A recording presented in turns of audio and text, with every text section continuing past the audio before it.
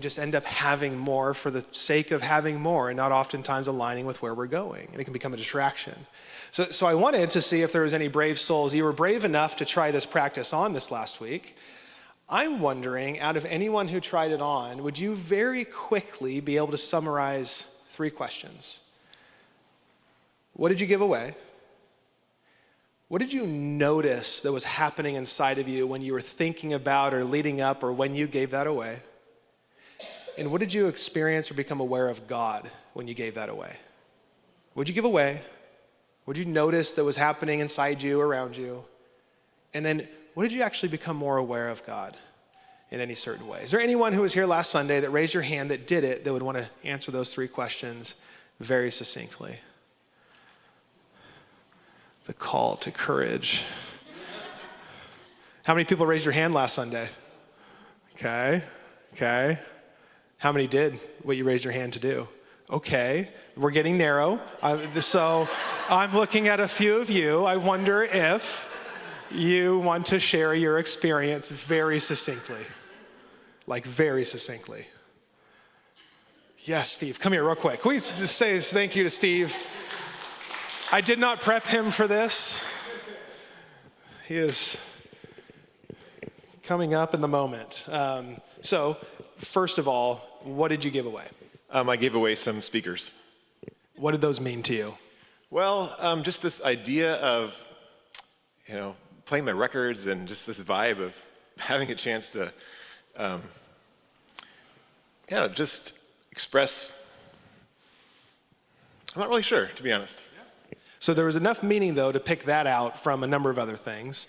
And so the next question, what was coming up inside of you, especially when you're thinking like, hey, here's my vision and values that I'm living into, and this thing seems to be in contention with that or a part of that or not. What was coming up around that? Well, I just seeing that they're taking up space in our house and not being used. And so then thinking like, if I fill up my house with things that aren't useful, then I don't have space for the things that I actually need. And so then as I evaluate, the size of our house and just this pressure to I think there's a society pressure to, have more and have more space. And then, if I have more space for my stuff, then where does my family go? And so things like that. And so, yeah. And so I guess if I can eliminate the clutter, then we actually have space to actually live.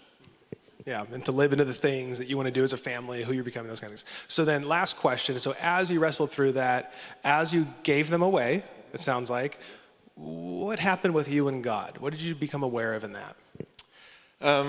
So I just kind of felt like this, questioning whether I should actually do this. If if there's really a need for me to get rid of these speakers, which they seem like a small, insignificant thing. And then I realized, there's this voice telling me that I don't maybe need to do this after all, but then that was almost like the prompting that maybe I actually should, because there's something there that is keeping me from the freedom that I feel like I desire. And then as I was actually taking it to the thrift store, I haven't used these speakers in months or even years. My kids oh, do those even work? I'm like, actually, they do. They're perfectly fine speakers. And then as I'm giving them to the thrift store, I see them putting in this box, and I have this feeling oh, I hope they take good care of these things and that they go to a good home. And so it was strange, but I did feel like a release after that I don't really need my things to actually feel secure. So you found a sense of security in releasing the thing that it was bringing some form of security, sounds like. Can we thank Steve for sharing that? Yeah. And again, when we talked about this practice of simplicity, the reality is that we can work towards simplicity our whole life, yet still be filled with the lack of security. We could still have a very plain room aesthetically that looks good in Instagram pictures, yet still be filled with worry and anxiety. Simplicity for simplicity's sake is not the end goal when we're talking about these things. Simplicity for the sake of creating space to experience God in other people is why we're invited to practice things, hence our mission statement, practicing the ways of Jesus. and inviting others on the journey. There's practices that we create space to experience God and other people. It's this weird thing that we don't just get zapped into being more generous people. There's a practice that we take on that God's Spirit works in us to become more generous. Compassionate, loving, merciful, forgiving, all those different things. There's practices that we take on. Steve, I'm thankful for him coming up and sharing. I also prepped one in case nobody got up here, but I'm still going to read it anyways, because I think it'll help tee off the rest of this talk. This is from a student, where she wrote something on a reflection of a class that she was in, a friend of mine, and it goes like this. About a year ago, I took a spiritual formation class that functioned more like a spiritual formation group. Each week, we had 4 to 5 homework assignments engaging different spiritual practices. About halfway through the class, I started looking forward to the assignments. Enough of the assignments had worked for me that by that point, I looked forward to leaning in, experiencing more wholeness and peace, and becoming more aware of God's voice. This week, give something away valuable. I remember my face flushing, and when I heard my professor say these words, before I could consciously process what he had said, my purple Lululemon jacket came to mind. Just there, instantly. And then she goes on to say, as it came to my mind, I came up with all the reasons of why I can't give that away. And then I wrestled with the guilt and the shame of thinking I need to give that away, but not giving it away. And now am I misbehaving and not doing the thing that God wants me to do? And just wrestling through just all these internal emotions, and really comes to admit that this began to just reveal the amount of security I was finding in something that was meaningless, and kind of works out in certain ways what she was experiencing. And then, after mulling over the thought of giving it away for longer than a week, I didn't complete this assignment on time. Pain, insecurities, and childhood wounds started to rise to the surface. Could I really trust God to provide for my needs? Eventually, I sensed God coming to me with grace, allowing me to give something else away. Interestingly, I felt sad. I couldn't trust God to the degree that I wanted to. In some strange way, was a bound to this jacket. It meant more to me than I wanted to. A few days later, after loading bags of frozen blueberries in my car, I noticed a large, bright purple stain on the front of my jacket. The blueberries had leaked all over me. Clarity broke through the tension in my heart. How had I become so attached to a jacket? Do you have anything in your life that if you're asked to give away right now, you would probably wrestle very similarly? Do you have many things in your life right now that if you felt a sense of invitation to give away, that you would experience very similar things, and you would have reasons and justifications of why you could not give it away? She goes on to talk more about her experience over the next year, and travels and moving and sickness. And she once had to box up most of her items. And then she moved back to Fresno, and they got like heat warped, where they all smelt like the plastic that they were wrapped in, and got discolored. And possessions were falling by the wayside little by little. And she says eventually that she was able to get the smell out of the clothes and return to using them. And at one point, she finally gave the jacket away. As her life became more stable, I was able to remove plastic smell from a percentage of the clothes, including the Lululemon jacket, and my immune system calmed down just a bit. With a heart, this is a quote up here on the screen, with a heart full of gratitude for all I had received and deepened sense of God's provision, I was finally able to give the jacket away. God's generosity and freedom moved in and through me. Immediately, my soul soared, no longer torn or afflicted, but fueled by joy. An assignment that felt like a loss, like God was taking something away, was truly an invitation to receive immeasurably more, an experience of his generosity, a taste of deeper freedom, trust in his provision, and greater awareness of just how much he knows and cares for me. This jacket was something that was in the way in which she was being invited to experience God. Unique to her story, that's not prescriptive to all of us to go find our favorite jacket and give it away and go through the same things. But she's naming how very quickly she could become attached to something else. And then when able to free herself from that thing, she found more freedom, more joy, more experience of God's generosity, and she looked at the world differently with things and with items. That last little sentence, and greater awareness of just how much he knows and cares for me. I wonder for us this morning, are you more aware of what you have or don't have? Throughout your day, throughout your week, do you think more about what you have already, or do you think about all the things that you don't have? Maybe, do you think about who you are already, or do you more so think about who you aren't? We know, as we quoted last week, John D. Rockefeller, a tycoon in the U.S., one of the wealthiest people in existence, was asked, how much more do you need? And he said, just a little bit more. You ever feel plagued by that? You ever feel the weight of that? That no matter what you have, no matter how much you have, no matter if you got the thing that you were working for, or the thing that you've been saving up for, whatever it is, you get it, and yet there's just still something lacking. I still want more. I still need more. This didn't fully fulfill the more that I was looking for. A part of this, one of the things that's being talked about here, I believe, would be summed up in the word discontentment. Discontentment. Do you experience discontentment? When do you experience discontentment most in your life? What are the results of feeling discontent? Is it worry, stress? Is it fear? Is it tension? Is it migraines? Is it lack of sleep? Is it anxiety? Is it worry? Is it not being able to be present in the moment? Discontentment simply means to not be content. Like Dorothy found herself in the land of Oz, we find ourselves in the land of Ur. There's always bigger, there's always better. Someone is faster, stronger, prettier, funnier. Something is quicker.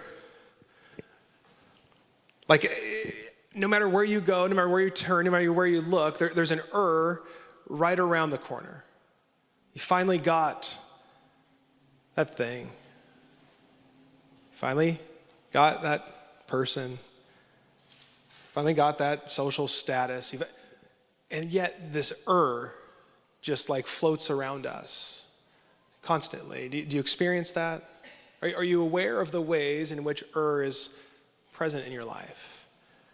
Does it tend to be more with people? Does it tend to be more with possessions? What's the that seems to be just sticking with you now that you want to get rid of? What's the thing that's taking you out of the moment? What's the thing that's drawing up insecurities and not being able to just like live at peace? What's the that you have? The good news is you can find it out right now. The bad news is there's probably going to be another tomorrow. Because there's those people that have that thing where like you get the thing that you want online and then you click it, and because you saw that, they know what you like, so they offer you another thing that's like it. And then they even put the words like, other people who liked what you like also liked this. And then you gotta like think through, like, do I need those too? Because that's what they got. Like, that's the like over and over and over again. So, with all of that, with the ways in which we feel discontent in our life, the invitation over these few weeks is just a little series called Living Simply, Living Fully. What if you and I could actually experience more in less? What if we could find more freedom and peace and joy and experience in just having less and maybe even doing less and focusing on less and worrying about less? And again, this isn't for the sake of minimalism. This isn't for the sake of just, again, curating neat spaces that look clean and have trendy lines. This is actually something for you and I to consider for our soul. The things that eat at us throughout the days and the weeks that make us do things that we don't really want to do, that have us saying yes to things just because we have a hard time saying no. To live these overly busy, frenetic lives And I don't think that's going to slow down. But I think what can happen is internally in your soul, you can slow down. We can slow down. We can feel more at rest and at peace and more secure and more stable and more resolute in what we do say yes and no to. Because we can see vision and values for our life and invite us to practices to create space for a God who wants to provide for us and to draw near. As our friend experienced in her story, as Steve just mentioned.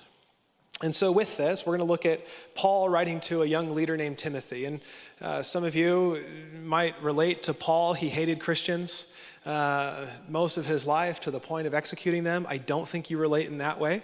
But he eventually had an experience and an encounter with Jesus that changed his life to go about planting churches and writing letters to help people find and experience God.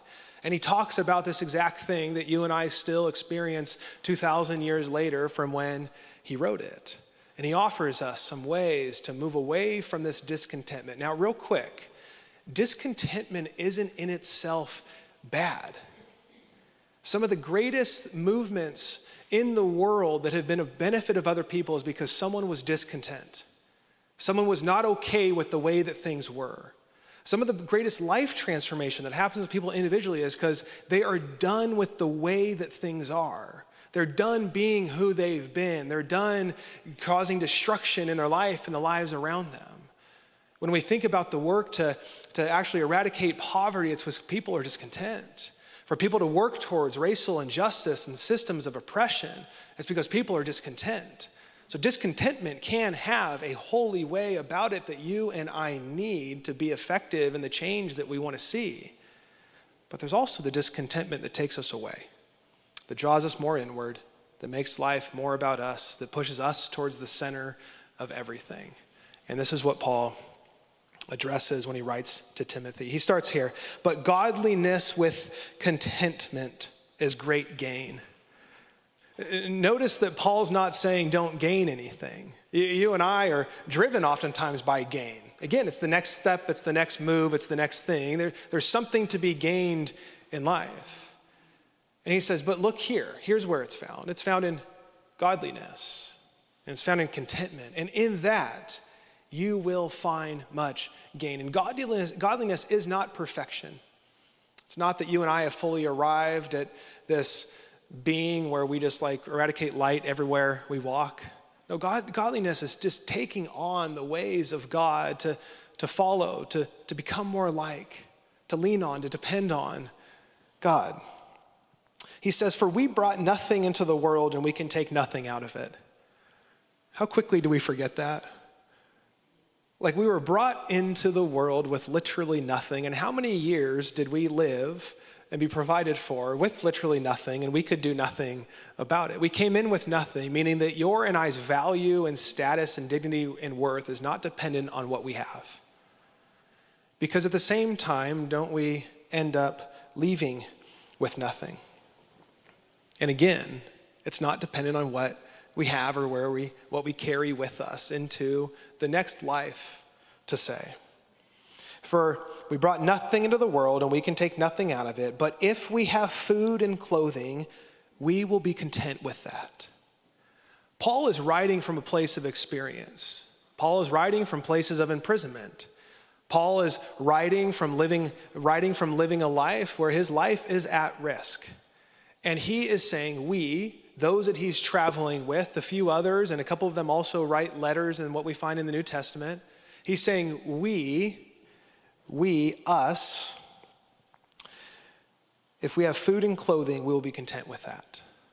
Now, it doesn't mean he's looking to each and every one of us and saying, man, get literally rid of everything, get down to just food and clothing. Paul didn't have a family. He's not thinking about kids. There's certain things and certain ways that things have changed in 2,000 years. But at the same time, he's saying, look, I've been doing this.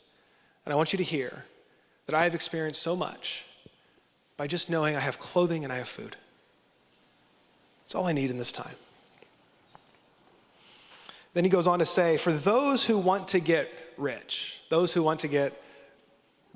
Now in this room, I think we could say, I don't want to get rich, but I do just want a little bit more. I don't want to get rich, but I would love to be able to get away next week.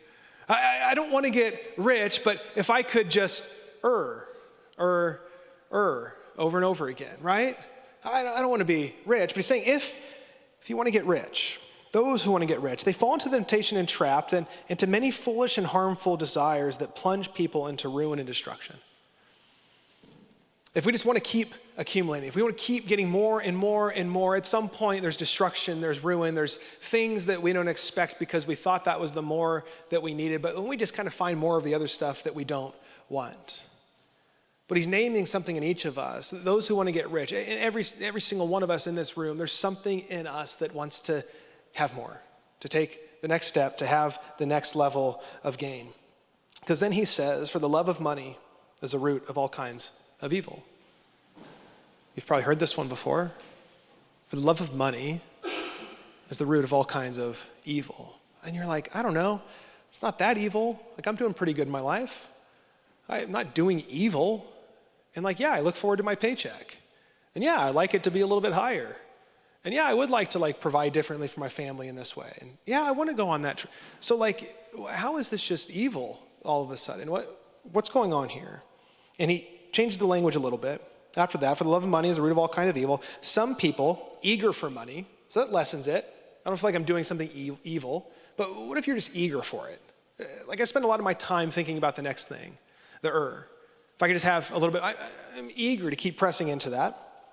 He says, lost my spot. Where am I? You guys have it on the screen. You can read it. There we go. From the faith and pierce themselves with many griefs. The eagerness for more he's offering to us brings many griefs. I mean, you know it. You got that new thing that you thought you really wanted and then it breaks. The amount of grief that settles in, I just wasted how much money on this thing? I don't know if you've ever experienced grief when you practiced generosity or gave something away to someone or served someone in a certain way. When you were self-giving of something, have you ever walked away with grief? Maybe in some rare form you have, I don't know. But the grief that I've carried oftentimes is the poor decisions of caring and thinking that something else is going to provide the thing that I'm looking for. And even when it doesn't break, it eventually just kind of sits there, like the speakers. But at some point it was it was the meaning, it was the significance, it was the security, it was everything that I was looking for. There's many griefs, but us sitting in this room, but us that are following the ways of Jesus, but you that have set your life on something different. Man of God, today we would also write man and women of God, flee from all of this and pursue righteousness, godliness, faith, love, endurance, and gentleness. It's not about not pursuing things, it's just what are we pursuing? It says, but you pursue something different. Fight the good fight of the faith. Fighting takes resisting. It takes endurance. It takes something in your body to actually enact. Not just to allow it to happen, but fight for the faith. Take hold of the eternal life to which you were called when you made your good confession in the presence of many witnesses. Command those who are rich in this present world not to be arrogant nor to put their hope in wealth, which is so uncertain, but to put their hope in God, who richly provides us with everything for our enjoyment. Now, very quickly, I know you think about someone else that is rich. You didn't think that was written to you. Most of the world would look at you and know exactly that was written to you. But you don't feel it. I don't feel it. None of us feel it. But to those who are rich, notice that he says, just don't become rich anymore. He actually says, those that are rich, what are you doing with it? Those that are going to become rich, what are you going to do with it? Those that are surprised by riches, what are you going to do with it? And command them not to be arrogant or to put their wealth. And may we all be reminded right now that it's all so uncertain. The seasons that we have much, it's so uncertain. We don't know when it's going to dry up or evaporate. We don't know when the economy is going to change. We don't know where everything that we've worked so hard for is just going to disappear faster than we worked hard for it. It's so uncertain. But to actually put your hope in God, who again at the end of the day will provide for you. And you'll be okay with just food and clothes. Because you actually came into this life with nothing, and you'll leave with nothing. It has so much less to do with all the stuff that we have than we tend to actually think. Is anybody else depressed yet? Anybody? Command them to do good, to be rich in good deeds, and to be generous and willing to serve. Again, you don't have to not be rich, but what does it mean to be rich when you're rich? What does it mean to actually do good? What does it mean to be generous? What does it mean to actually live with the riches in which you've been blessed with? Is it yours or is it God's? How are the things that you have, how is who you're becoming actually moving outwards in ways of good deeds and generosity and sharing? So while we may not feel rich, here's two things I want us to reflect on as we start to wrap up. Every good movie and every good book has a story of origin for the characters that we see there. Once we start to know the origin story of the villain, sometimes we start to feel compassion for the villain. We go, oh, that makes sense. Of course they turned out like that. You know, and the hero, they have an origin story of why they became the hero, and we always put ourselves as the hero in the story, and we want to be like them. But are you aware of your origin story? Because while you may not feel rich, there's ways that you've been shaped to think about the things that you need, the desires that you have, the way in which your family operated. You may have had a family that had much, you may have had a family that had nothing. How did that inform how you think about things today? How do you view people? How do you view possessions? What insecurities might you be living from because of your family of origin, your story of origin? What are the desires that you have that they keep leading to this idea that there's more, but it doesn't seem like the more is there? How are you influenced there?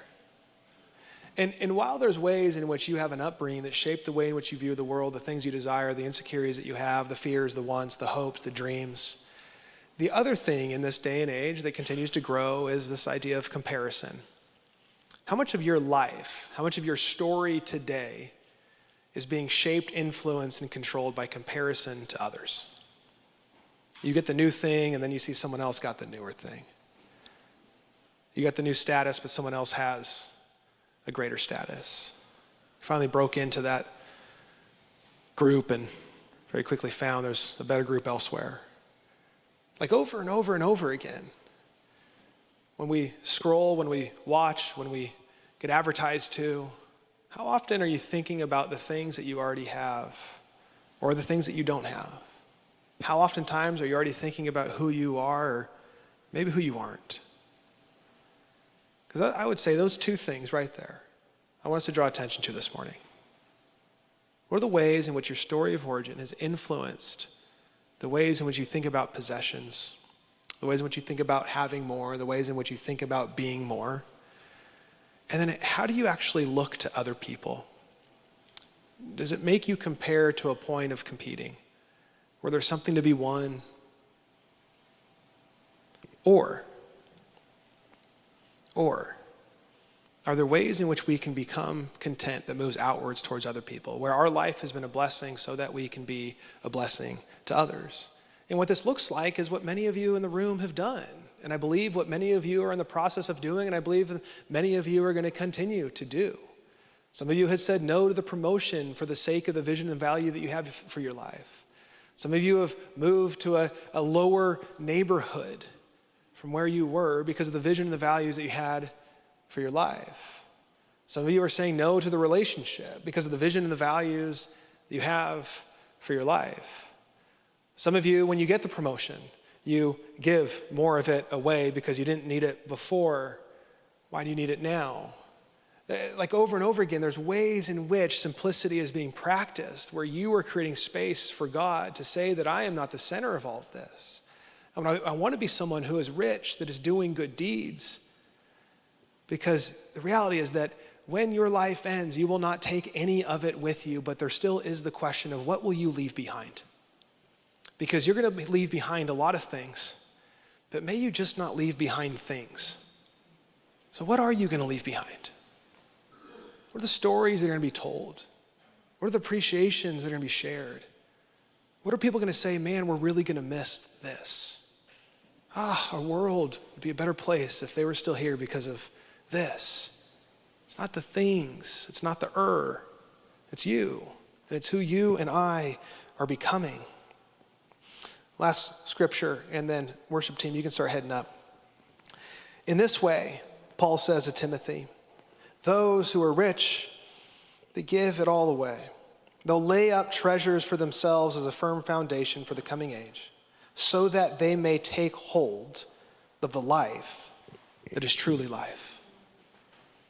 So that.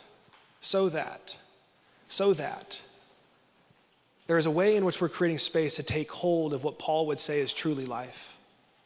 And that means we got to give up the things that we tend to most think are life. That's hard. But here's what we learn. Life becomes truly life when it is given away.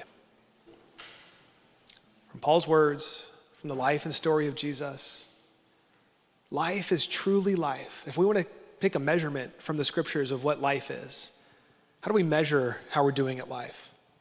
It seems over and over again that one of the greatest measurements is that the life that you and I are wanting to lead is actually found in giving away ourselves, our things, our opinions, our beliefs, our worldviews, not to lose ourselves necessarily, but to find ourselves, to find all that God has created you and I to be, to live into. And did we not see this greatly demonstrated in Jesus? He came to serve. He came to give everything, including himself, away. And in that, we find power. In that, we find God's love and mercy and justice and forgiveness. In that, we find everything that is good, which is God. You and I are invited to ways of simplifying. Not for the sake of simplifying, but to experience more of God, to become more of who God is. So here's the invitation this week, and we're just going to practice it shortly now. The way in which we draw our awareness, if we want to become more aware of God, the way in which our awareness goes tends to be the thing that we're going to follow. So the practice I want us to try on this week is gratitude. If we can think more about the things that we're grateful for, we'll tend to focus less on the things that we don't have. If we look at what we already have and say, God, thank you. I'm so grateful for this. I'm so grateful for this thing. I'm so grateful for this person. I'm so thankful for this thing, who I am in my life. Will that not shift our awareness to focus on what is good? And then the other stuff just kind of starts to fall away. And then we more freely be like, I don't need that.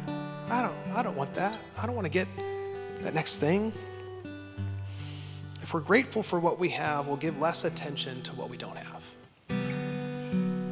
So I want you to practice that this week. Take it with grace. You may not get to 2 times a day. You may not get to all the days. But can you try 2 times a day, pause for a minute or an hour, and just write a few things down that you're grateful for. Maybe start your day and end your day that way. Just see what happens. May your and I's awareness increase of who God is and what God's doing, the ways in which he cares and provides for us. So right now, very quickly, I invite you just to close your eyes. Just take a deep breath or two. You can get my voice out of your head.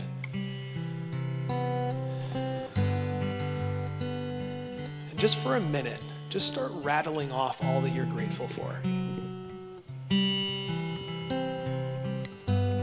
Nothing is off limits.